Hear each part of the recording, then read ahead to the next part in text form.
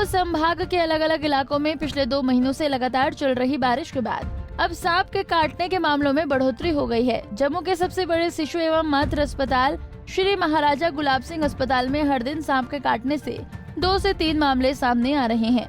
खास तौर पर नदी नालों के आसपास रहने वाले लोगों में ये मामले ज्यादा देखे जा रहे हैं।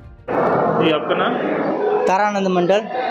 ये क्या नाम है आपके बेटे का जिसको सांप काटा? जी अजय कुमार नाम है। कैसे सांप काटा और कितने बजे कहाँ पर? सांप तो 12-1 बजे के टाइम में लगभग काटा है इसको। कितनी तारीख को? और आज 4 दिन हो गया सर इसको।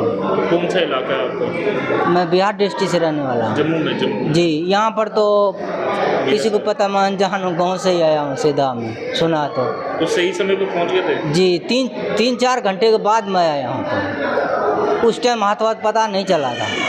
3-4 घंटे के बाद मैं आया, फिर दवाई किया है। अभी यहाँ जब आए तो इलाज मिला पूरा? जी, इलाज पूरा मिला सही मिला। क्या कहा डॉक्टर ने? डॉक्टर ने वही सांप का ही बताया कि सांप का ही काटा हुआ है, क्योंकि सांप को देखा नहीं था, शक हुआ था और उसके निशान जो था ना सांप जैसा ही था और जार फैल गया था, यहाँ तक हृदय तक पूरा फैल गया था। और फैलने के बाद फिर वही हुआ कि दवाई दिया। अभी फ़िलहाल सुरक्षित है। आप ठीक है बेटा? इलाज चल रहा है? हाँ, इलाज चल रहे हैं सही। और नलकी भी आज बोल रहा है कि निकाल दो अंदर से। क्या कहना चाहोगे जो लोग नहीं पहुंचते हॉस्पिटल, उनको बोलना चाहिए कि जल्दी पहुंचे हॉस्पिटल ताकि इलाज मिल पाए? हाँ सही है जी, आने में लेट हो गया थोड़ा, 3-4 घंटा बाद में पता चला। और डॉक्टर साहब बोला कि अगर सही टाइम पर उसी टाइम हाथ आता फिर इतना टाइम भी नहीं लगता और जल्दी तैयार भी हो जाता। सांप काटने में मामलों में बढ़ोतरी के क्या कारण हैं और इसके लिए अस्पताल प्रशासन ने क्या तैयारियां की हैं, इसको लेकर पंजाब केसरी से खास बातचीत की पीडियाट्रिक विभाग के प्रधान डॉक्टर GS सैनी ने। जो है जैसे ही बरसात हुई बढ़ गई तो केसेस बढ़ गए। इसमें हमने देखा कि एक तो आते हैं जो वाइपर स्नेक बाइट होते हैं, तो जिसमें हम डोगरी में या हिंदी में गना भी कहते हैं, जिनसे कि काफ़ी ज़्यादा जगह सूज जाती है और ब्लीडिंग हो जाती है। दूसरे कोबरा बाइट और क्रेट बाइट के बारे में मैं लोगों को ये अवेयर करना चाहूँगा कि क्रेट बाइट जो है एक सांप है जिसको कोडियों वाला सांप भी कहते हैं डोगरी में। ये रात को ही एक्टिव होता है और घरों में घुस जाता है। कुछ ऐसे लोग जो रात को नीचे ज़मीन पे सोए होते हैं, तो इसका ये खासियत है कि इसके इतने छोटी इसके फैंग्स होते हैं कि वो नज़र ही नहीं आते हैं।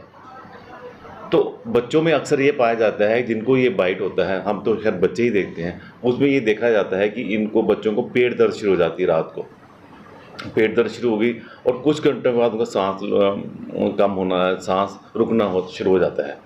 तो मेरी ये अपील है लोगों को, ख़ासकर उन लोगों को जो ज़मीन पे सोते हैं या अदरवाइज़ ऑल्सो, कि अगर कोई बच्चा रात को पेट दर्द कहता है उसको लाइटली मत लें, क्योंकि ये एक स्नेक बाइट का भी लक्षण हो सकता है और कुछ घंटों में उनका गला घुटना शुरू हो जाता है और सांस लेने में दिक्कत आ सकती है।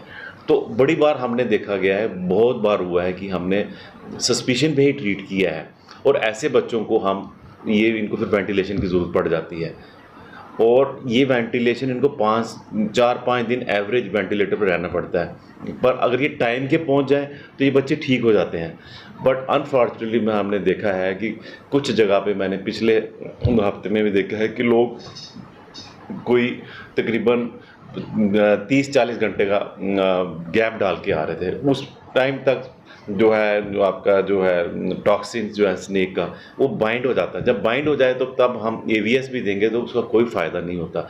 अगर आप जल्दी आ जाएं तो स्नेक जो है उसका वेनम है जो अनबाउंड फॉर्म में फ्री होता है, तो उसको ये AVS उसको कर देता है, उसको न्यूट्रलाइज कर देता है। अगर लेट आते हैं जब तक वो बाइंड हो जाता है तो फिर बहुत ही अनफॉर्चुनेट रिजल्ट्स भी हो सकते हैं।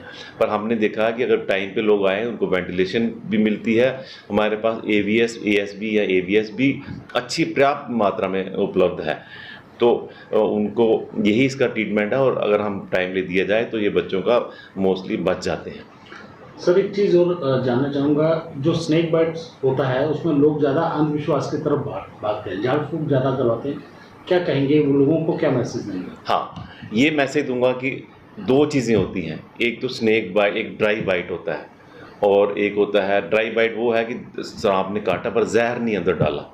तो मैक्सिमम यही रहता है कि 65% ये ड्राई बाइट ही होता है। तो जो जाड़ फूक की तरफ जाते हैं वो ड्राई बाइट होगा, कुछ नहीं होगा, बट ये जो है बच्चे ये उनको वहाँ भी कुछ नहीं होगा, बट हमें कैसे पता चल सकता है कि ड्राई बाइट है या दूसरा बाइट है?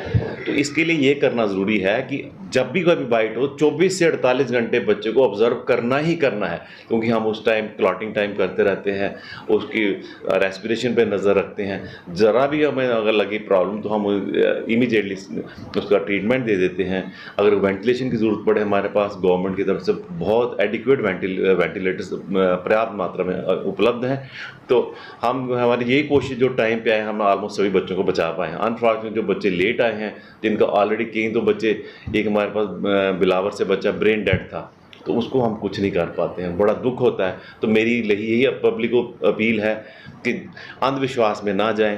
अगर आपको स्नेक बाइट सस्पेक्टेड है, या आपने सांप देखा है, या रात को बच्चे को पेट दर्द हुई है, बच्चा नीचे सोया हुआ है, पता नहीं चल रहा है, तो इमीडिएटली कोशिश करें कि हमारे SMGS अगर नज़दीक से हॉस्पिटल या SMGS, मैं तो चाहूँगा कि SMGS ही आएँ, क्योंकि हमारे पास वेंटिलेटर भी है, हमारे पास AVS भी है, हमारे पास अलर्ट स्टाफ भी है जो कि इस चीज़ को पहचानता है, इसके लक्षण पहचानता है और बच्चों की जो है उनको मरने से रोक भी सकता है। तो मेरी यही कोशिश लोगों को अपील है कि मत जाएं अंधविश्वास की तरफ, और ना ही अपना कीमती वक्त ना वेस्ट करें, क्योंकि हमें नहीं पता कि ड्राई बाइट है या सही बाइट है। तो वो टाइम निकल जाता है तो टॉक्सिन जो है किडनी में भी चला जाता है, ब्लड में भी चला जाता है पूरा, तो उसके वजह से जो है ऐसी स्टेज आ जाती है कि हम बच्चों को नहीं बचाते, हमें बहुत दुख होता है। हालांकि डॉक्टर के अनुसार सही समय पर अगर कोई बच्चा अस्पताल पहुंच जाता है तो उसे इलाज मिल रहा है। उन्होंने कहा कि हमारे पास सभी दवाइयां व स्टाफ पर्याप्त मात्रा में उपलब्ध है। साथ ही डॉक्टर सैनी ने लोगों से अंधविश्वास में न आकर सांप काटने पर जल्द से जल्द अस्पताल पहुंचने की अपील भी की। जम्मू से रविंद्र कुमार, पंजाब केसरी टीवी।